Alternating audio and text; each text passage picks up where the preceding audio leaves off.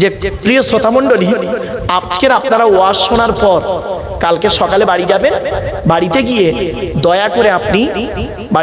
দয়া করে আপনার জন্ম certificate, Aadhaar card, voter card, PAN card, জমির দলিল, passport, driving licence, panchayat certificate, residential certificate, আর 1971-এর আগে আপনি অথবা আপনার বাপ ভারতবর্ষে জন্মগ্রহণ করেছেন এমন কোন দলিল, 62 রেকর্ড, 32-এর রেকর্ড, যে কোনো একটা জোগাড় করে রাখবেন। এই কথাটা আমি বলেছিলাম এক জায়গায়। তো পট করে একজন বয়স্ক লোক অতগুলো লোকের সামনে আমাকে বলেছিল যে আপনি কোরআন হাদিসের ওয়াজ করছেন আর এইসব কথা বলছেন কেন? আপনি কোরআন হাদিস বলুন। 4 ঘন্টা ওয়াজ করেছি কোরআন হাদিসের উপরে, গুরুত্ব দেয়নি। এইটা বলেছি, ওর কাছে এটা খারাপ লেগেছে। তা আমি বললাম, বাবা আমার এই কথাটা একদিন কানে লাগবে বাবা। এখন বুঝতে পারছেন তো? এখন বুঝতে পারছেন? আজ থেকে 11 বছর আগে বলেছিলাম বেশিরভাগ মুসলমানদের কাগজের বানান ভুল। বেশিরভাগ মুসলমানদের, সে ইচ্ছাকৃত হয়েছে কি অনিচ্ছাকৃত হয়েছে, সৃষ্টিকর্তা আল্লাহ ভালো জানে। দেখবেন জন্ম সার্টিফিকেটে লেখা আছে মোহাম্মদ আব্দুল গফফার মোল্লা, জন্ম সার্টিফিকেটে। আধার কার্ডে উঠেছে আব্দুল গফফার মোল্লা, এমডি, মোহাম্মদটা বাদ। ভোটার কার্ডে উঠেছে আব্দুল গফফার, মোল্লাটা বাদ। আবার রেশন কার্ডে উঠেছে মোল্লা আব্দুল গফফার, শোনেন। আবার জমি রেকর্ডে উঠেছে গফফার মোল্লা। এবার ওই লোকটা বুড়ো বয়সে হজ করতে যাবে, পাসপোর্ট লাগবে। আর রুবিতে পাসপোর্ট করতে গেছে, এখন ডকুমেন্টস গুলো চেয়েছে অফিসার, যে আধার কার্ড, ভোটার কার্ড দেন। তো দেখছে আধার কার্ডের নাম আলাদা, ভোটার কার্ডের নাম আলাদা। বললো, চাচা আপনার পাসপোর্ট এখন হোল্ডে রইল। উনি এবার করছেন কি, লোকের বলে বলে বাড়াচ্ছে, দেখেছো হিন্দু অফিসার বলে আমার হজে যাওয়ার পাসপোর্ট করলো না। ঠিক না বেটি? ওরে বোকা, তুমি নিজেই তো ভুলটা করেছো, তুমি নিজেই ভুলটা করেছো। তোমাকে আজ থেকে বহুদিন আগেই বলেছিলাম এই নামের বানান, আবার কি স্পেলিং বানান যদি ভুল থাকে, ভাওয়েলের যদি উল্টো পাল্টা হয়, vowel A E I O U যদি উল্টো পাল্টা হয়, তাও রিজেক্ট হয়ে যাবে পাসপোর্ট করতে গেলে। এখানে কেউ পাসপোর্ট করেছেন ভাই আপনারা? পাসপোর্ট করতে গেলে দেখবেন একটু অক্ষরের যদি এদিক ওদিক হয় ঝামেলায় পড়ে যাবে। এখনো সময় আছে, বাড়িতে গিয়ে এগুলোকে চেঞ্জ করবেন। যদি নামের প্রবলেম থাকে এখনো সময় আছে, ফার্স্ট ক্লাস ম্যাজিস্ট্রেট দিয়ে কোর্ট থেকে এফিডেভিট করে রাখবেন, যিনিই মোহাম্মদ আব্দুল গফফার মোল্লা, তিনিই আব্দুল গফফার মোল্লা, তিনিই মোল্লা আব্দুল গফফার, একই ব্যক্তি। দয়া করে রাখবেন, নইলে আগামী দিন আরো ক্ষতির জায়গায় পৌঁছে যাবেন। অনুরোধ করে কথাগুলো বলে গেলাম, কারণ আমি শুধু ধর্মীয় ওয়াজ করব, নামাজ পড়ো, রোজা রাখো, এ কথার সাথে সাথে আপনি পৃথিবীতে কি করে বাঁচবেন সে কথাটাও বলার দায়িত্ব আমার। ঠিক না ঠিক? আপনার দায়িত্ব আমার কথা বলা, যে আপনি কিভাবে পৃথিবীতে বাঁচবেন, ভারতবর্ষে থাকবেন কিভাবে, সে দায়িত্ব আমার বলার, সচেতন করার দায়িত্ব। শুধু নামাজ পড়লে রোজা রাখার কথা আমার বলতে হবে, সাথে সাথে এই কথাগুলো আমাকে বলতে হবে। বাবা বাড়ি থেকে একটু ভাববেন। চলো না কি যাই। আজকে আমাদের আলোচনার বিষয়বস্তু কি, কিসের উপর আজকে আলোচনা করব? চলো শর্ট টাইমের ভিতরে টু দি পয়েন্টের উপরে 3টে বিষয়ের উপরে আলোচনা করব। 3টে বিষয়, বেশি না, খুব লম্বা চওড়া আলোচনা নয়, টু দি পয়েন্টের উপরে 3টে বিষয়। কি কি?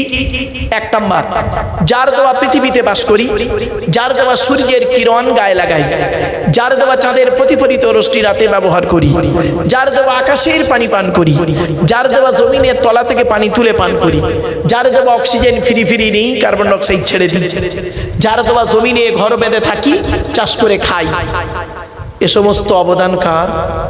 জোরে বলুন।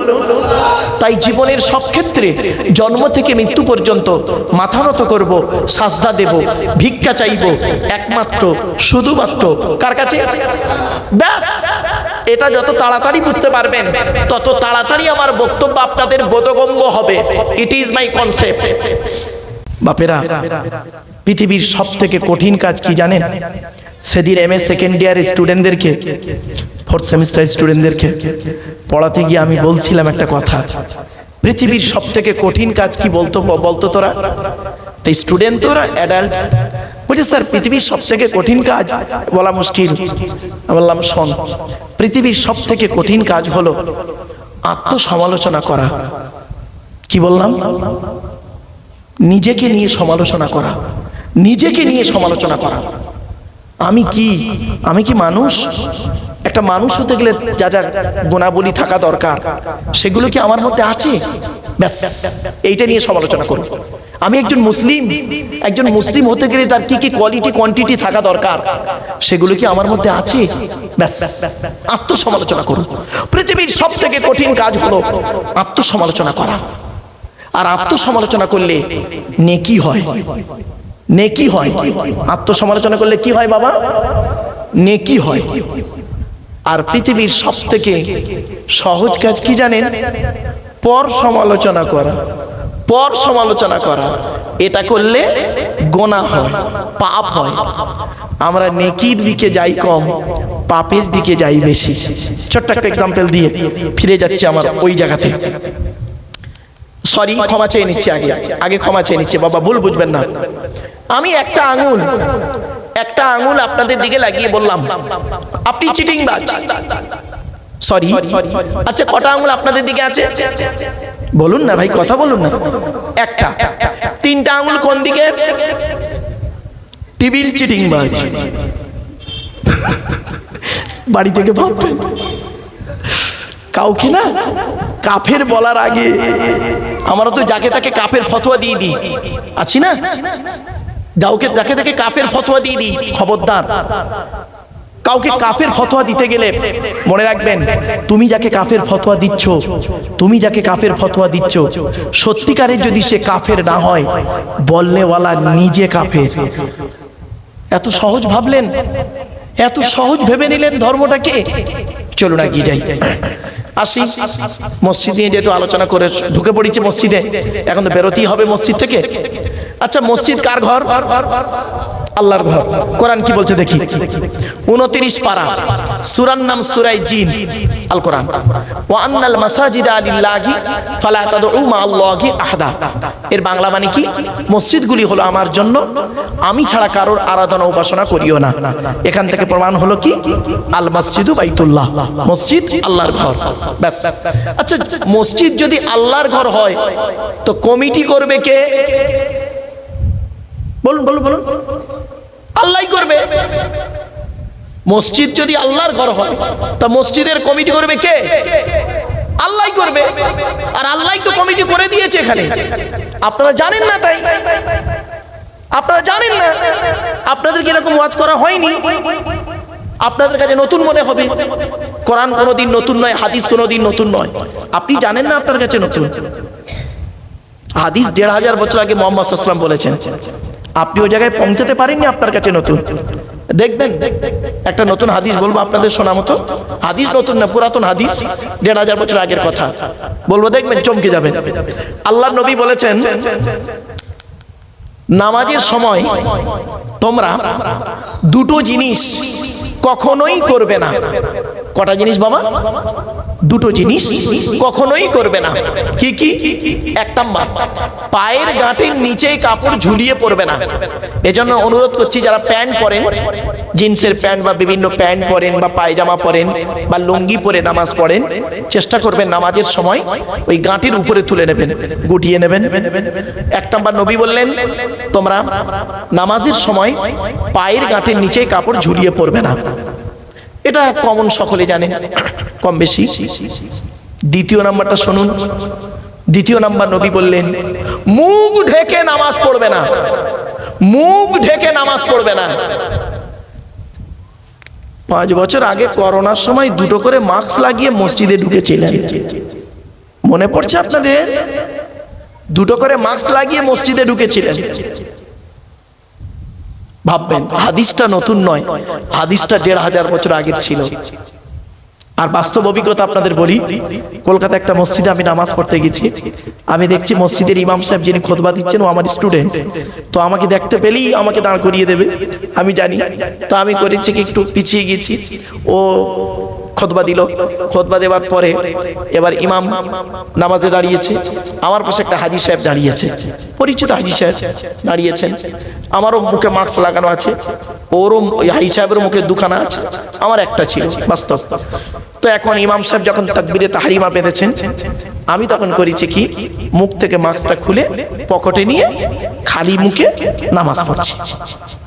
তো সালাম ফেরানো হয়ে গেছে, ইমাম সাহেব সালাম ফিরিয়েছে, হাজী সাহেব আমার থেকে সালামটা ফিরিয়ে 3 হাত দূরে চলে গেল শট করে, বুঝতে পারছেন? একদম আমার সামনে 3 হাত দূরে চলে গেল, মুখে মাস্ক খুলে ফেলেছি।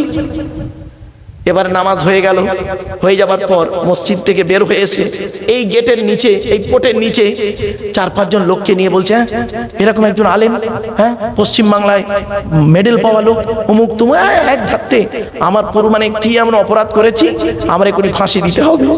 হ্যাঁ উনি মাস্ক খুলে নিল, এত লোক মুখে মাস্ক পরে নামাজ পড়ছে, উনি খুলে নিয়ে নামাজ পড়লো। আমি জানি না, আমি বের হয়েছি, বের হতে এবারে দেখি আরেকজন হাইসে বলছে, স্যার আসসালামু আলাইকুম। ওয়ালাইকুম আসসালাম। বলছে স্যার এই আপনি নাকি নামাজের আগে মাস্ক খুলে ফেলেছেন, আর এরকম এই ভদ্রলোক বলছেন। আমি কি হয়েছে দেখি, খুব আপনি মাস্ক খুলে ফেললেন, হ্যাঁ এতগুলো মানুষের সামনে মাস্ক খুলে ফেললেন। আমার এত মানে মেজাজ দিয়ে কথা বলছে, আমার খুব খারাপ লাগলো। তখন আমি ভদ্রলোককে বললাম, কিছু মনে করবেন, একটা কথা বলবো আপনাকে। বলছে বলুন। আমি বললাম আপনি হাজী সাহেব? বলছে হ্যাঁ। আপনি কি পয়সাওয়ালা হাজী না জ্ঞানী হাজী? ছেলেদের টাকা আছে, আপনার ব্যবসার টাকা আছে, হজ করে এসছেন এইরকম হাজী, না লেখাপড়া করে হজ করে এসছেন এরকম হাজী? যেই বলেছেন ও সেন্টিমেন্টে আঘাত লেগেছে। হ্যাঁ কেন কেন কেন কেন? বললাম বাবা, কারোর সমালোচনা করার আগে একটু ভাববেন, কোরআনে আছে, আমার কথা নয়, কোরআনে দলিল শুনে নিন। আজকে 26 নম্বর পারার 15 নম্বর পৃষ্ঠা 3 নম্বর লাইন, সূরার নাম সূরা হুজুরাত। ইয়া আইয়ুহাল্লাযীনা আমানু ইন জাআকুম ফাসিকুম বিনাবাইন ফাতাবায়ানু আন তুসিবু কওমান বিজাহালা ফাতুসবিগু আলা মা ফাআলতুম নাদিমিন। এর বাংলা মানে কি শুনুন, হে ঈমানদার বান্দাগণ, কোন ফাসিক ব্যক্তি যদি কারোর সম্পর্কে তোমার কাছে মন্তব্য করে, তুমি সেটাকে যাচাই না করে কোন কাউকে বলতে যেও না। আর যদি যাচাই না করে বলতে গিয়েছো, তুমি নিজে অপমানিত লাঞ্ছিত হয়ে বাড়ি ফিরবে। এই জন্য কারোর কথা শুনে হুট করে কারোর সম্পর্কে মন্তব্য করবেন না, যাচাই করবেন, যাচাই বাছাই করবেন। এর পেছনে একটা হাদিস আছে, আল্লাহ নবী বলেছেন, কাফা বিল মারই কাযিবান আইয়ুহাদ্দিসা বিকুল্লি মা সামিয়া। একজন মিথ্যুক ব্যক্তির জন্য এটাই যথেষ্ট, যা সে শোনে যাচাই না করে বলে বেড়ায়, যা সে শোনে যাচাই না করে বলে বেড়ায়। এই জন্য বাবা খুব সাবধান। বলছে, আমি বললাম শোনেন, এখন তো মোবাইলে অ্যাপস বেরিয়ে গেছে, হাদিস তাফসীর সব পাওয়া যায়। পকেট থেকে মোবাইলটা বের করে ওই অ্যাপসটা বের করে বললাম, আরবি পড়তে পারেন? বলছে না। বলছে বাংলাটা পড়তে পারেন তো? বলছে হ্যাঁ। সঙ্গে সঙ্গে বের করে বললাম, এই বাংলাটা এতগুলো লোকের সামনে দাঁড়িয়ে পড়ুন, জোরে জোরে পড়ুন। উনি বলছেন, আল্লাহ নবী হযরত মুহাম্মদ সাল্লাল্লাহু আলাইহি সাল্লাম বলেছেন, নামাজের সময় তোমরা দুটো জিনিস কখনোই করবে না, কখনোই করবে না। 1 নাম্বার, পায়ের গাঁটের নিচে কাপড় ঝুলিয়ে পড়বে না। 2 নাম্বার, মুখ ঢেকে নামাজ পড়বে না। তখন পুরো চুপ। এটা নতুন নতুন হাদিস আমরা জানি। বলে বাবা, হাদিস নতুন নয়, হাদিস 1500 বছর আগে আল্লাহ নবী বলেছেন, তুমি জানো না, তোমার কাছে এটা নতুন। আপনাদেরকে সব বলিনি বাপ আমরা, যার ফলে আপনারা ভেবেছেন ধর্ম মানে ওয়াজ মানে এই যে বক্তা এসে চিৎকার চেঁচামেচি করবে বা অনেক কিছু বলবে ইত্যাদি ইত্যাদি। না বাবা, আল্লাহর নবী ওয়াজ করতেন টু দি পয়েন্টের উপরে, বুঝিয়ে বুঝিয়ে সাহাবীদেরকে ওয়াজ করে শোনাতেন। চলো, মসজিদ কমিটি আল্লাহ নিজেই করে দিয়েছেন। কোথায় আছে কোরআনে? শুনে নিন। 10 নম্বর পারা, কত কত কত একটু মাথায় রাখুন, আমার সঙ্গে কথা বলুন না। আচ্ছা, আপনাদের সঙ্গে আমার কোনো বিবাদ আছে নাকি বলুন তো? একটু কথা বলতে প্রবলেমটা কি? কি আশ্চর্য, আমি এটাকে ক্লাস বলে মনে করি, রাগ করবেন না। স্টুডেন্টদের যখন পড়াই তখন মনে করি এক লেভেলের স্টুডেন্ট, আর এখানে কিন্তু এক লেভেল নয়, বিভিন্ন কোয়ালিটি কোয়ান্টিটির মানুষ রয়েছেন আপনারা। আপনাদের সঙ্গে মত বিনিময় করবো আমি, আপনাদেরকে আমি জ্ঞান দিতে এসেছি এটা ভাববেন না, মত বিনিময় করছি। আপনাদের মতামত আপনারা পেশ করুন, এটাই হচ্ছে ইসলাম, এটাই হচ্ছে কোরআনের আদর্শ। আমি যে সবটাই বলবো সবটাই সঠিক পারফেক্ট, এটা কি করে বুঝলেন আপনি? হয়তো এমনও কথা হতে পারে যেটা আমার থেকে আপনার বেশি জ্ঞান আছে, এমনও জ্ঞান আছে, এমনও জিনিস আছে, এমনও জ্ঞান আল্লাহ আপনার মধ্যে দিয়েছে আমার মধ্যে সেটা দেয়নি, হতে পারে। আর এমনও জ্ঞান আল্লাহ আমার মধ্যে দিয়েছে আপনার কাছে এখনো পৌঁছায়নি। তা বলে এই নয় যে আমি আপনাকে তুচ্ছ তাচ্ছিল্য করব, এটা খুব খারাপ জিনিস। খবরদার কাউকে করবেন না এরকম, এটা খুব খারাপ জিনিস, মনে রাখবেন। খবরদার কোনোদিন কাউকে তুচ্ছ তাচ্ছিল্য করবেন না। আমি এই জন্য বলি বাপ, আমি এই জন্য বলি আমার পাশে একটা দর্জিওয়ালাকে বসান, আমি মনে করি দর্জিওয়ালাটা আমার থেকে বড়। কেন জানেন? ও জামা তৈরি করতে পারে, আমি ওটাও পারি না। তাহলে এই পৃথিবীতে প্রত্যেক ব্যক্তিকে আল্লাহ তার নিজস্ব একটা পার্টস দান করেছেন, নিজস্ব একটা পার্টস, যে পার্টসের বিনিময়ে পৃথিবীতে সম্মানিত হয়, ঠিক না বেটি? এখানে যারা দর্জি আছেন, যারা চাকরি বাকরি আছেন, ল্যাঙ্গুয়েজের টিচার আছেন, ম্যাথের টিচার আছেন, জিওগ্রাফির টিচার আছেন, শুধু তো সায়েন্সের টিচার আছেন, শুধু অনেক বিজ্ঞানী আছেন, অনেক জ্ঞানীগুণী বুদ্ধিজীবী আছেন, অনেক চাষি মানুষ আছে। একজন চাষি মানুষ আছে, তাকে যদি বলা হয় বলতো দেখি পটল চাষ কিভাবে করতে হয়, সে বলে দেবে। কিন্তু একটা সায়েন্সের টিচারকে বলুন চল পটল চাষ করবি, পারবে না। এই জন্য প্রত্যেকের মধ্যে আল্লাহ পাক একটা পার্টস দিয়েছে। নিজেকে হীনমন্যতায় ভুগবেন না যে আমি কিছুই জানি না, আমি বেকার। খবরদার এরা ভাববেন না, আল্লাহ আপনাকে পাঠিয়েছে কিছু না কিছু দিয়ে, কিছু না কিছু দিয়ে পাঠিয়েছে। আপনি যে হীনমন্যতায় কেন ভুগছেন? আপনি হয়তো স্টাডি করতে পারেননি, আপনাকে সেই জিনিসটাকে শেখানো হয়নি, মাথায় রাখুন। চলো, মসজিদ কমিটি আল্লাহ নিজেই করে দিয়েছেন। কোথায় লেখা আছে? আচ্ছা বাবা, টেনে টেনে বলছে না বলে অসুবিধা হচ্ছে? টেনে টেনে টেনে টেনে বলছে না বলে? হ্যাঁ, আচ্ছা একটু মালটা গরম হয়ে যাক, টেনে টুনে দিচ্ছি বাবা, একটু রাগ করবেন না। আচ্ছা আপনাদের কি কোনো হাতে সময় আছে তো? হ্যাঁ ঠিক আছে ইনশাআল্লাহ। আসলে আমি একটু জিজ্ঞাসা করে নিই, মানে আলোচনা করতে করতে করতে বেড়ে যায় তো। মসজিদ কমিটি কি হবে? এই কোরআনে বলা আছে, আমি বলিনি, কোরআন বলছে। চলুন কোরআনের 10 নম্বর পারায়, ক নম্বর বাবা? 10 নম্বর পারা, 8 নম্বর পৃষ্ঠা, 9 নম্বর লাইন, সূরার নাম সূরা তাওবা, 18 নম্বর আয়াতে আল্লাহ বলছেন। আমি আয়াতটা পড়ে মানে করছি, আপনাদের হয়তো আয়াতটা মনে থাকবে না, কিন্তু মানেটা মনে থাকবে আশা করি ইনশাআল্লাহ। কি কি আল্লাহ বলছেন?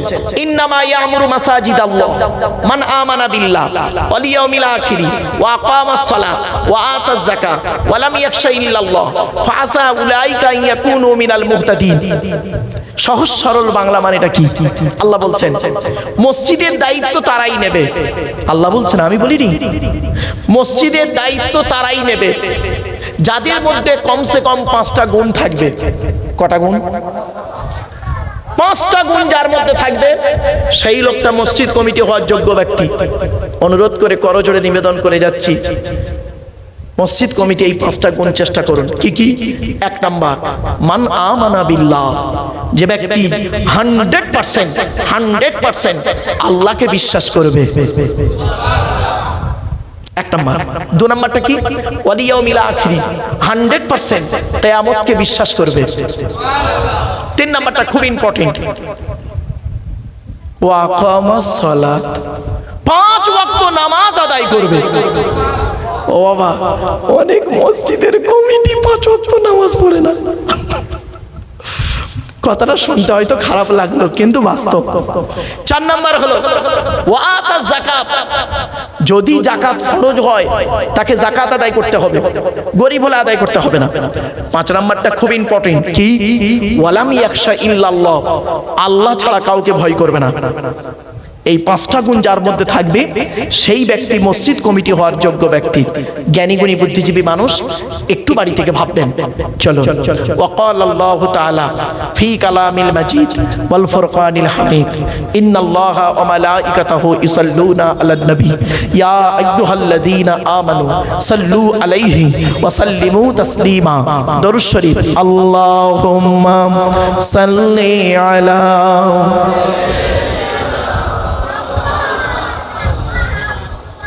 وعلى آل سيدنا বাপেরা, দরুদ শরীফের মধ্যে একটা ভুল করে ফেললাম আমরা। দরুদ শরীফ পড়লেন, অনেকেই এই ভুলটা করেছেন, রাগ করবেন না, শুনুন। আচ্ছা, আমি দরুদ শরীফটা দুবার পড়ছি, আপনারা শুনুন তো দেখি কোনটা ঠিক আর কোনটা বেঠিক, একটু বলুন তো দেখি। ভুলটা ধরুন তো আমার, আমি দুবার পড়ছি, আপনাদের পড়তে হবে না, আপনারা শুধু শুনুন, শুধু শুনুন। اللهم صل على سيدنا مولانا محمد وعلى آل سيدنا مولانا محمد। আবার একবার বলছি, اللهم صل على سيدنا مولانا محمد وعلى آل سيدنا مولانا محمد। কোনো পার্থক্য বুঝতে পারলেন?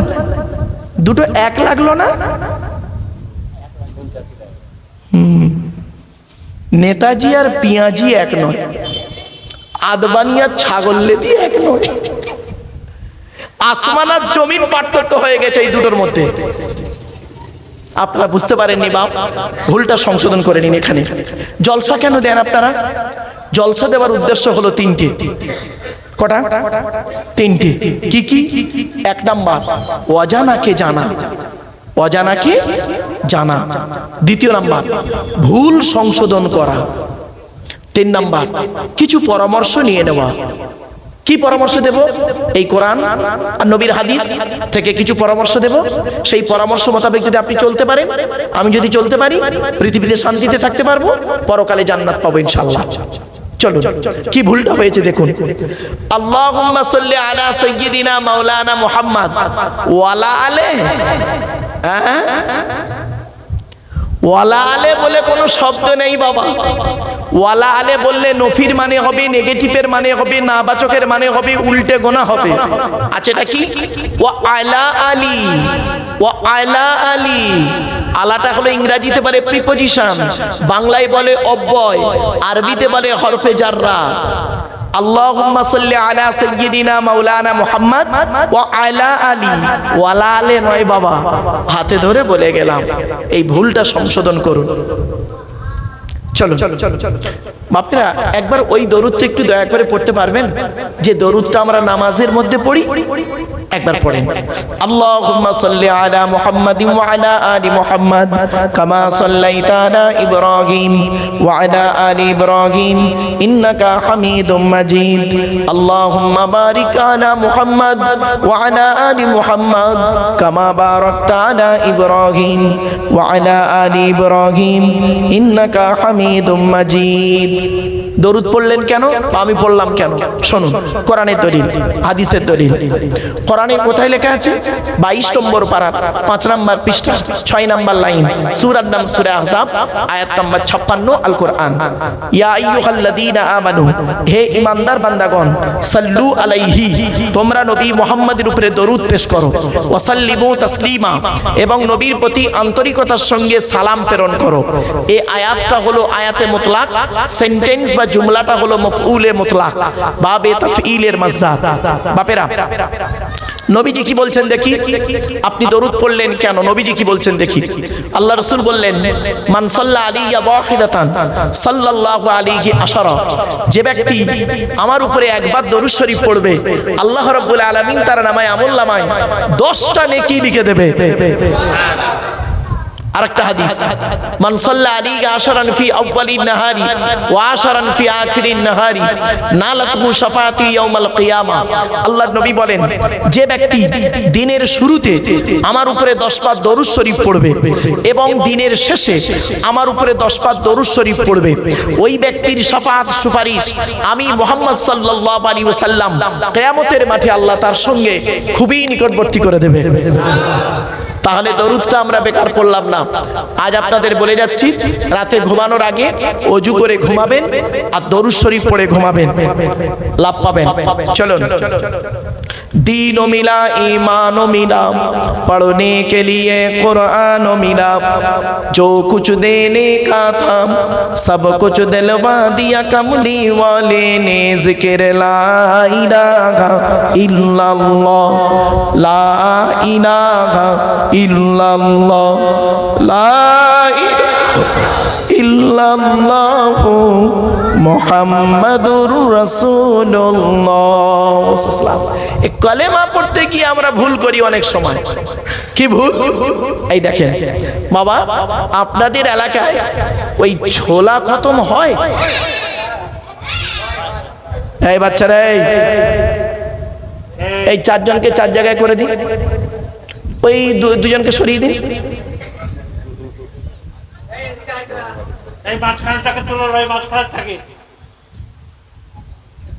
থাক থাক, আর করবেন।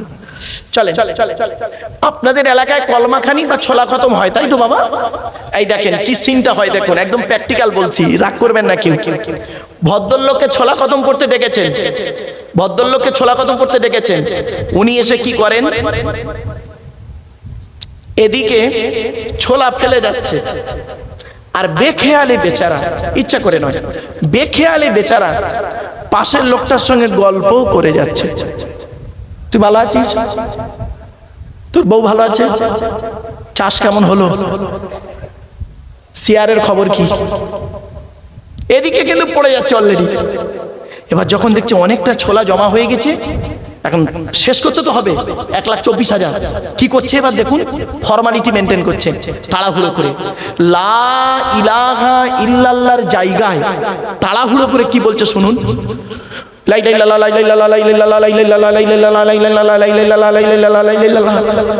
ঠিক না বেটি?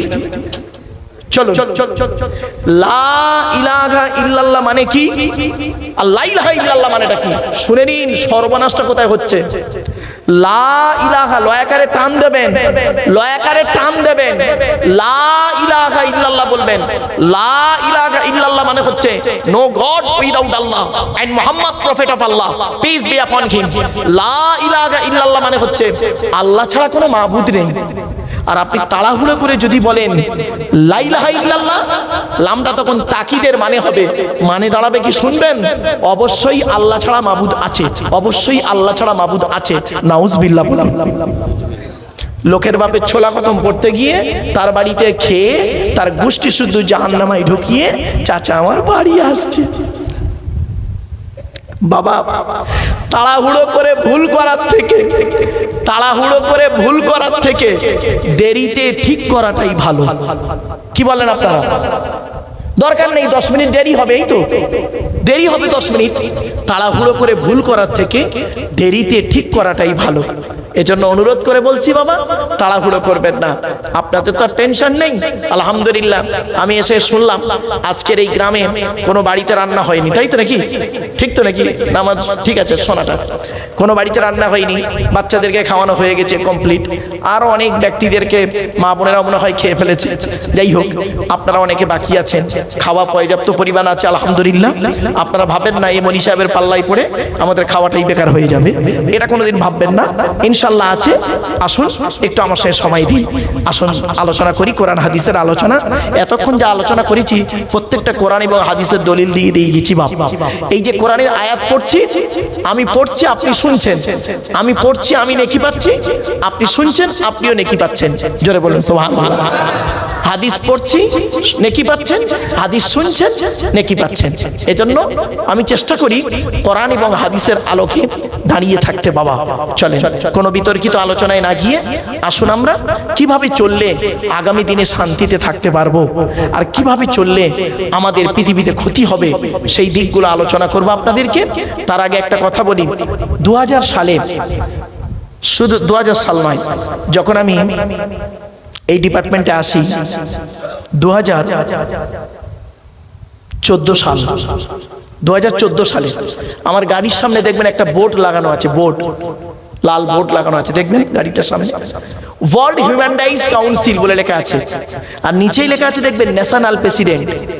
বিশ্ব মানবাধিকার পরিষদের ওয়ার্ল্ড হিউম্যান রাইটস কাউন্সিলের আমি একজন ন্যাশনাল প্রেসিডেন্ট দিল্লিতে। তো বেশ কিছু তথ্য আমার কাছে জানা ছিল।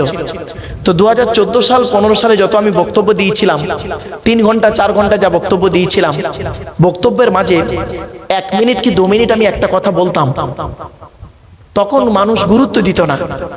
কিরকম বলতাম?